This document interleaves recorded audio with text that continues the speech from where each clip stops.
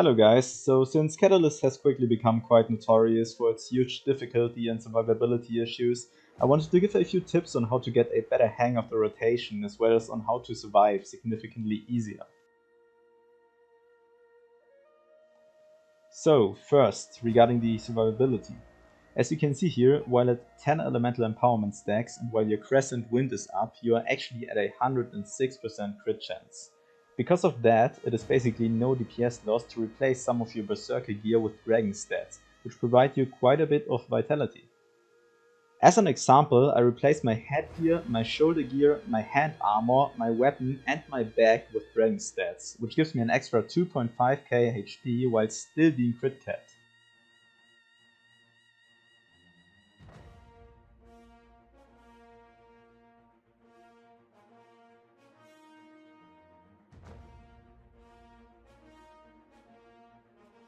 You can go even further and replace your impact sigil with an accuracy sigil or shattering eyes with fire signet to get another 15% crit chance. If you do that, you can simply go full dragon stats and even some Valkyrie stats while still being crit capped. That's a ton of HP. Before I get into the rotation, I would heavily suggest anyone who isn't completely comfortable with the rotation or simply doesn't like conjurers to run the elite live of elementals instead of FGS. It is a minimal DPS loss and relieves a huge pressure from the first loop of the rotation, which is arguably the hardest part. Simply use it in fire before starting an encounter and then attune to air to get ready for your open. It is a DPS increase to continuously keep using its active, but it isn't a lot, so I'm not going to do it for now to show how insignificant it is. Right, so regarding your rotation. The hardest part by far is to keep connecting your orbs, the hammer 3s, to one another. This becomes additionally difficult in the first loop, since your grand finale is off cooldown, which makes it very easy to accidentally press it while activating the hammer 3. Because of that, you want to always use the hammer 3s while casting a different skill, which prevents an accidental grand finale usage. In the benchmark, I use them during skills like R5 or while activating Relentless Fire. These are some very short animations, which is why I wouldn't recommend that for starters actually. Luckily, Hammer has lots of longer animations during which you can comfortably use the Hammer 3s. In air, it is perfectly feasible to use the Hammer 3 while casting your Hurricane of Pain, that's R2. Since you then also swap to Fire while casting Hurricane of Pain, you can use your Fire 3 while the Hurricane is still going, as it is a super long animation.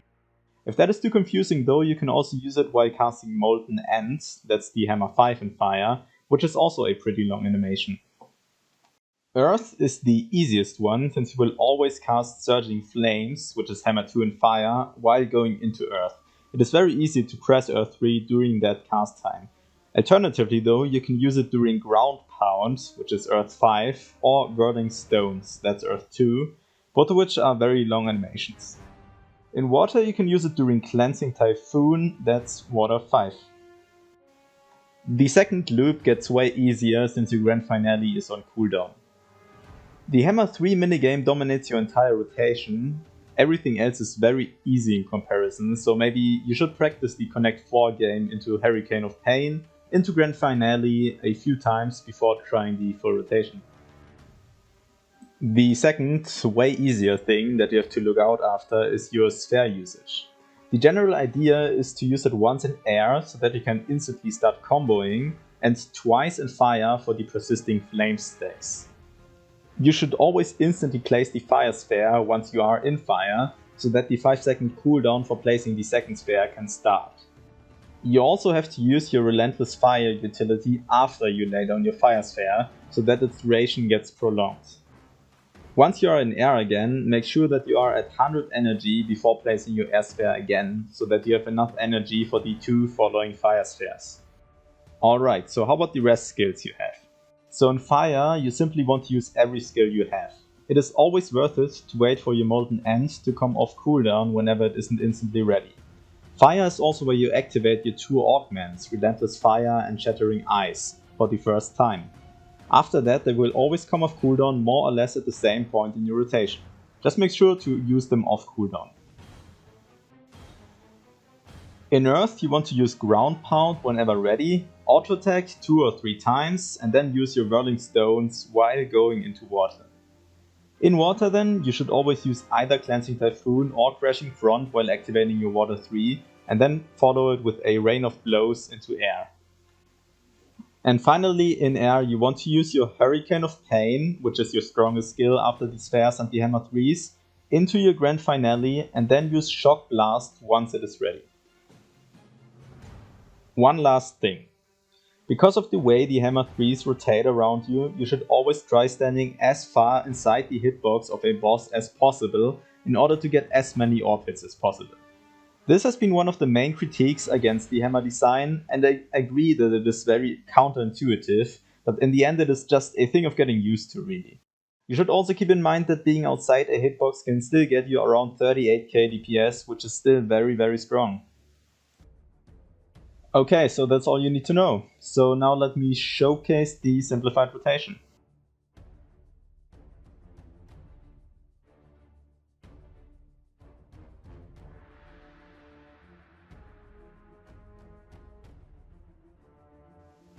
So the first thing you will always do is cast Lift of Storms in air, which you can also do on small hitboxes by the way, as well as cast the Air Sphere. You then follow that up with a Shock Blast, so Air5, into Hurricane of Pain, and while you cast Hurricane of Pain you activate your first Hammer 3. So then while you are casting Hurricane of Pain you attune into Fire. There you place your Fire Sphere as soon as possible and also cast your Fire Hammer 3. As you can see, the Fire 2 is kind of flashing. That is because the Hurricane of Pain still didn't finish. Again, if that is too much APM for you, you just cast the Hammer 3 during Fire 5. After Hurricane of Pain is finished, as signified by the yellow bar, you cast your two augments, Fire 5, 4 and 2, your second Fire Sphere, and then go into Earth. So basically you just spam everything you have left in Fire. As I mentioned before, you can save your Fire 2 a little bit and then use it while going into Earth, and then activate your Earth 3 during that. Since that is a bit harder though, I decided to use it during Earth 5 for showcasing purposes. It is kinda hard to see though, I gotta admit, since you cannot even see the Earth 3 pop up if you use it really fast, but yeah, that's what I do. Afterwards, I auto-tag once or twice since we have time and want to get the most out of our rotating hammers, so just chill a little bit, then use Earth 2 while going into water. Water is the easiest part of the rotation. You just want to use either Water 5 plus Water 2 or Water 4 plus Water 2, whatever's up basically. Personally, I always use Water 5 in the first loop, but that is kind of a preference.